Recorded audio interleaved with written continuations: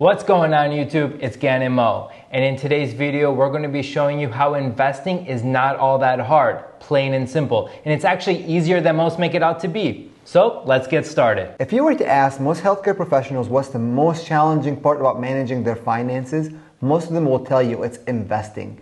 And that's particularly normal, especially with all the market volatility as of recently. But why is that? That's because there's a lot of questions often thrown around. Questions like, is this a good time to invest in the market? What's the best fund manager that I can have that will consistently beat the market?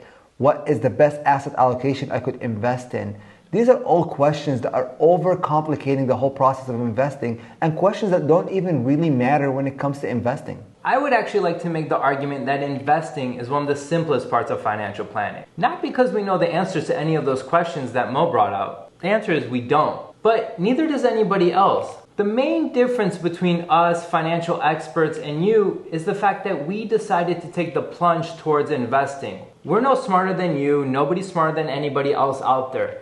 The main difference is that we decide to educate ourselves prior to investing, and that's the key. Educate yourself before you do any type of investing. Time after time and study after study has shown that the vast majority of money managers out there, so-called experts in the field, cannot beat the market on a consistent basis year after year. And if you don't believe me, just try to Google it for yourself or try to look at their performance sheet. See if they're able to beat the S&P 500 over a 10-year period. Most of them will not be able to do that. Now, I'm not saying that all investments are easy or simple. Now, some of you guys might know that I personally like investing in real estate.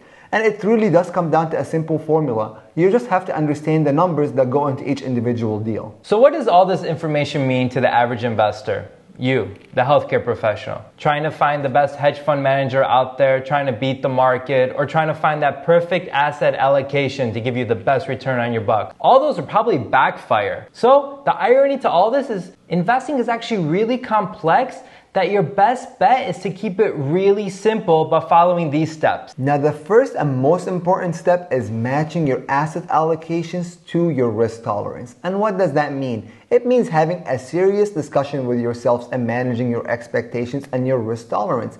Any money that you need in the short term, in the next 3 to 5 years, keep it liquid, keep it in a high interest bearing savings account.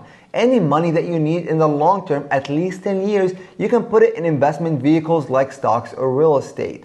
These investment vehicles tend to be very volatile if held short term. However, the longer you hold them, the less chance you're going to have of losing your money, and they end up performing extremely well. Hold on one second though. What about all those people flipping houses or buying stocks on the margins, making a killing? I mean, we see them all the time on channels and such.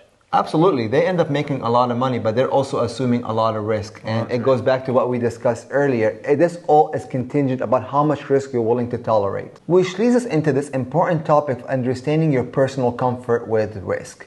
Now, if you're the type of personality who cannot sleep at night the minute that they see that their portfolio has a lot of red in it, or if their investments are losing value and then they're tempted to sell all their stocks and losing out on the recovery, then you are a conservative investor. You're not very well suited to have a lot of stocks and real estate in your portfolio.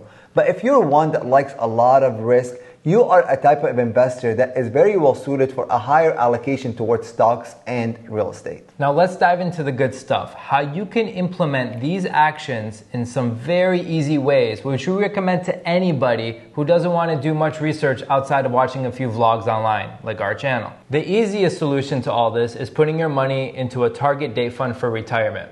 It's basically a one-stop shop where you basically set your date of retirement, hopefully the sooner the better. You put your money into that fund, and that fund does all the diversification for you and becomes more conservative the closer you get to retirement. Another option is you can actually design your own portfolio.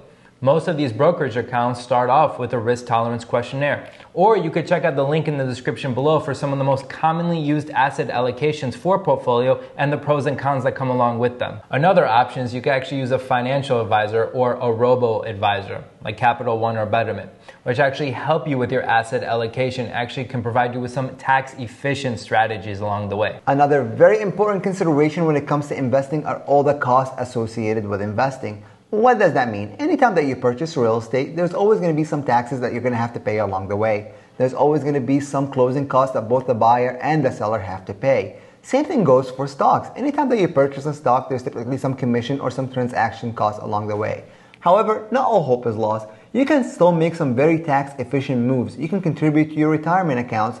You can also contribute to your health savings account or to the 529 plans for your children's education. All those are very tax efficient accounts that are going to help you in the long run. So the goal here is making some very smart moves that actually going to be saving you on those fees. You can do that by investing in an index fund that passively tracks the actual market. So that way you don't have to actually try to beat the market. You can just get the same returns in a cost-efficient manner. The same actually holds true when you decide to use a financial advisor, as many of them will actually charge you an advisory fee on top of the fees you're already paying. In addition to that, a lot of them will actually charge you a commission for selling high-fee funds. And many of them will actually charge you a percentage of the funds they actually manage for you. So keep in mind, using a financial advisor, you may actually be paying more fees on top of the fees you're already paying. Now, none of the steps mentioned will translate into investing success if you don't stick to the plan and stay the course. Now, once you created that perfect investment plan or your investment plan, the goal is to stick to the plan. Don't start chasing the next fad like the dot-com bubble, real estate, or your neighbor knocks on your door and says, I have a great investment opportunity for you.